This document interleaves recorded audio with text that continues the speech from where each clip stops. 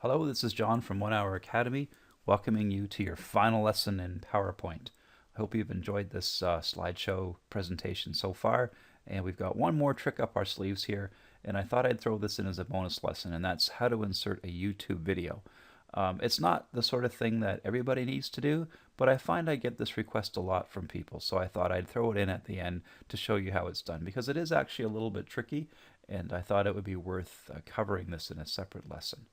So one thing that you can do, and there's a lot of websites out there that will help you download a YouTube video to your computer, and then you can insert that into your PowerPoint. And that works too, but that's a little bit extra time consuming.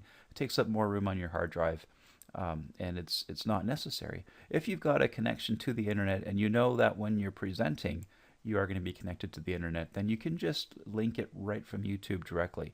But that is key though, that you are going to be connected to the internet. If you know ahead of time that you're going to be in a room where there is no internet connection, then obviously this technique won't work because it's going to pull it right off the website itself. But assuming that you do, let's get right down to business here, and I'll show you just quickly how to insert a YouTube video.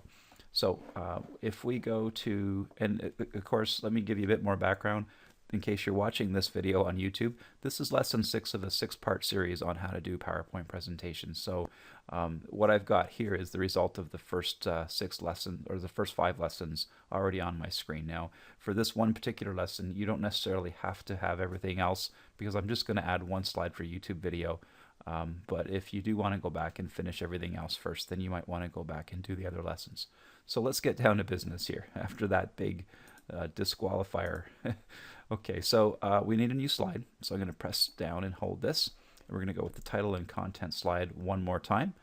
And so there's my 7th and final slide, and I'll just quickly give it a title, and I'll just call it Video on Healthy Eating, because I did go in ahead of time to YouTube and I found something that I'm going to use in the presentation here. It's a video that I suppose would go well with what we're trying to present.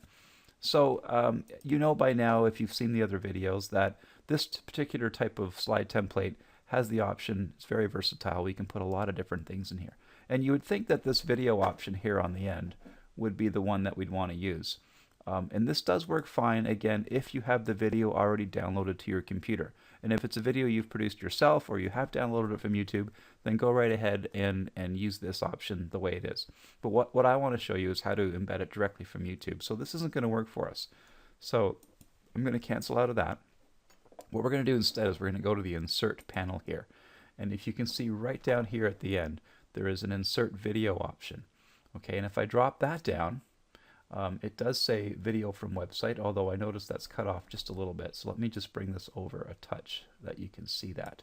So let's try that again. So there you can see it. So video from website. Okay, now this is really confusing, and I don't know why they make this so hard. But when I click on this, okay, here's what it says. To insert a link to a video you've uploaded to a website, copy the embed code from that website and paste it into the text box below. So, you know, that doesn't sound too bad, except you don't really know which embed code you need to use. So let me show you, for an example, why this can be a little bit confusing. I'm going to go over to the internet here, and for the sake of time, I've already found a video, and this will work for any video. Okay, and here's the problem. If you want to use this video, the first thing you want to do is go to the share button down here. Now when you press that, you get the direct link to the video. That's not what it's looking for, so we have to scroll down a little bit further. Okay, we want to hit the embed button. What this does is it gives let me just put this back to the way it was before. So that's what you normally get for the embed code. It gives the new code that you want to use if you want to paste that right into a web page. That's also what we don't want. Okay, so the only thing that's actually going to work with PowerPoint is if we use the old embed code like that. Okay, so it brings up the old school embed code that was used for many years before the newer iframe code came out. So anyway, just remember, use the old embed code, and I'm going to just copy all of that. I'm going to right click, copy, and I'm done with that, and then I can just paste that right into here. And don't worry about making any sense of that. I'm not really sure what all of it means either.